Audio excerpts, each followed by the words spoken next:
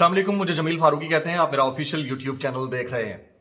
आज के दिन की सबसे इंपॉर्टेंट डेवलपमेंट फेडरल कैबिनेट का इजलास वज़ीर आज़म पाकिस्तान इमरान खान की सरबराही में, जिसमें मुतादिद उमूर ज़ेर बहस आए, जैसे कि महंगाई हर हफ्ते डिस्कस होती है, इत्तेहादियों के साथ ताल्लुकात, अमन आमा की सूरत हाल, और फिर सबसे इंपॉर्टेंट जो चीज़ है वो है इलेक्टोरल रिफॉर्म्स।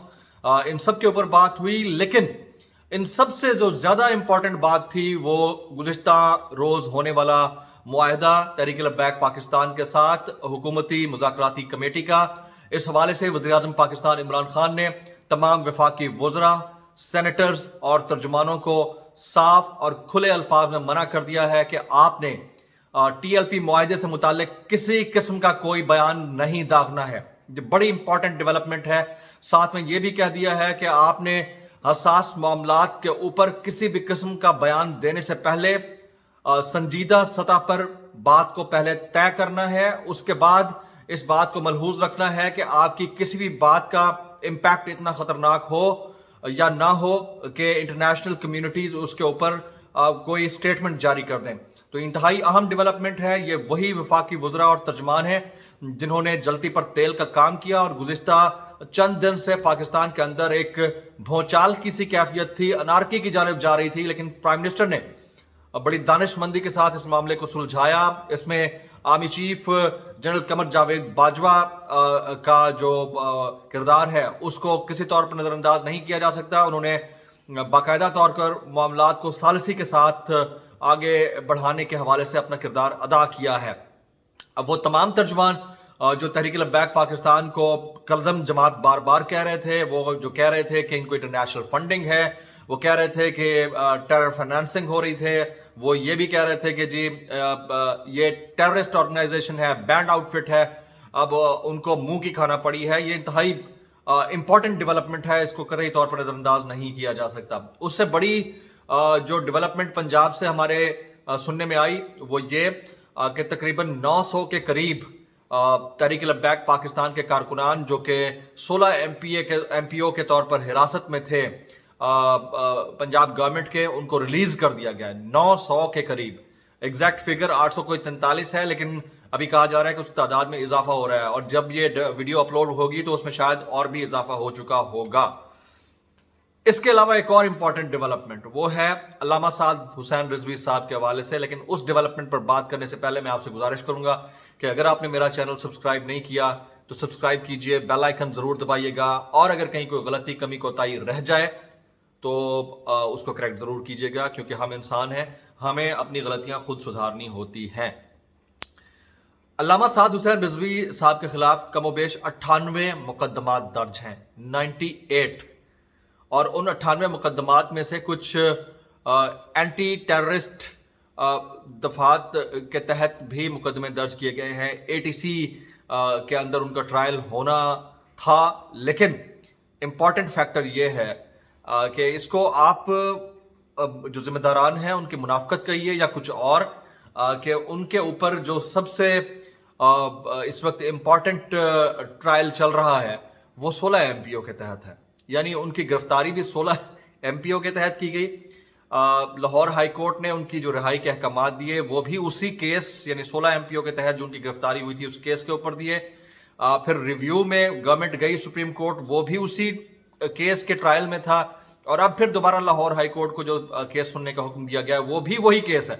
यानी 98 में से 97 केसेस को सेट असाइड किया गया गवर्नमेंट की जानिब से, सिर्फ एक केस को ट्रायल किया गया उनको, साद रिजवी साहब को, एक केस के अंदर। और अब क्योंकि बाकी जितने 900 के करीब कारकुनान रिहा हुए हैं वो 16 MPO के केस के तहत ट्रायल हो रहे थे, तो उनको रिहा कर दिया गया है।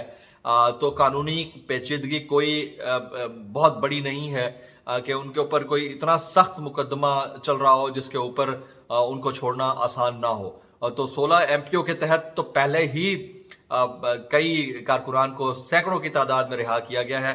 तो अब कौन सी ऐसी पेचीदगी आड़े आ रही है? ऐसा कुछ नहीं है, टाइम बाय किया जा रहा है। वो शायद 24 घंटे हो सकते हैं, 48 घंटे है, ये मैक्सिमम एक हफ्ता हो सकता है। अल्लामा साद हुसैन रिजवी साहब को जिस 16 MPO केस के तहत ट्रायल किया जा रहा है उससे बहुत जल्द छुटकारा मिलने जा रहा है और वो अपने कारकुनान के दरमियान होंगे। सियासी मजहबी जमात का स्टेटस था तहरीक लब्बैक पाकिस्तान का, जिसे कलदम करार दिया वफाकी काबीना ने।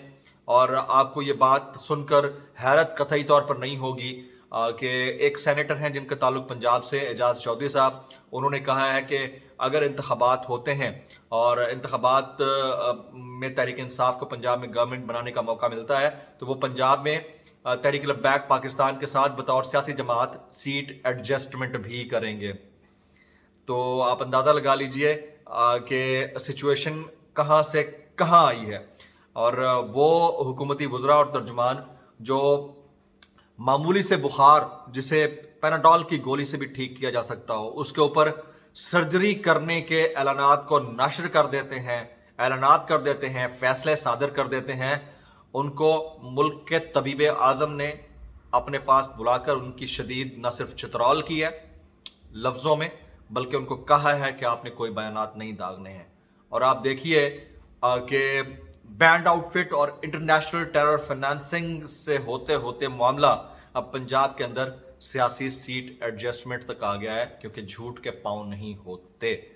और अगर आपके जुमलों में इतनी तासीर, आपके इरादों में इतना दम और आपके बयानात के अंदर इतनी दलील और आपके इल्ज़ामात के पीछे सबूत मौजूद हों, तो फिर आपको अपने बयानात से पीछे नहीं हटना होता है। तो अगर वफाकी वज़रा अपने बयानात से पीछे हटे हैं तो इंतहाई अफसोसनाक है।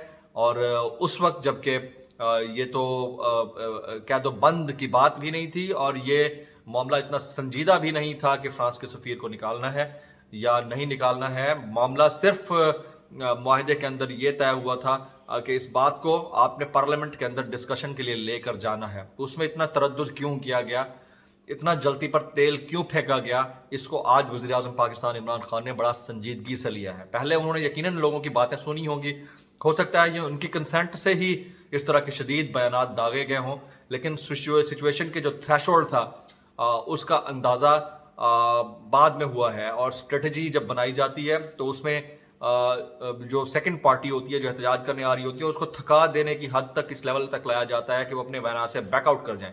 लेकिन हैरत की बात यह है कि इस सारे मामले के अंदर जो गिविंग एंड के ऊपर या लूजिंग एंड के ऊपर हैं वो हुकूमती वज़रा और तर्जुमान है। और वज़ीर आज़म ने बड़ा दानिशमंदी का ये फैसला किया है। मुफ्ती आज़म पाकिस्तान मुफ्ती मुनीबुर रहमान साहब ने बड़ी दानिशमंदी का मुजाहरा किया है। आर्मी चीफ ऑफ पाकिस्तान ने बड़ी दानिशमंदी का मुजाहरा किया है कि मुल्क के अंदर किसी भी किस्म की अनारकी को फैलाने से रोका गया है। तो हम उम्मीद करते हैं कि हुकूमत अपने इन बयानात के ऊपर और अपने इस अहद के ऊपर, अपने इस पैमा के ऊपर और अपने इस वादे के ऊपर कायम रहेगी, मुकरेगी नहीं। लोग ये भी सवाल कर रहे हैं कि क्या हुकूमत अपने वादे से मुकर सकती है।